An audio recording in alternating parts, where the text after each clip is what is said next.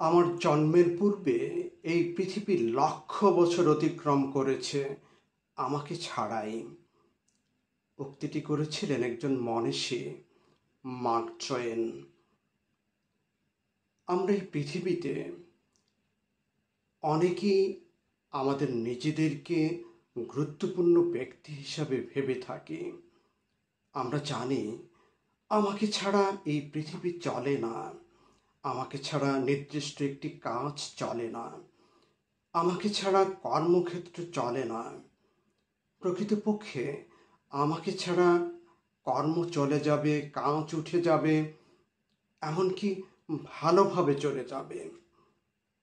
এই কল্পনা, ভ্রান্তিবিলাস, এই নিজেকে গুরুত্বপূর্ণ ভাবার ভ্রান্তিবিলাস আমাদের অন্য তেমন ক্ষতি না করলেও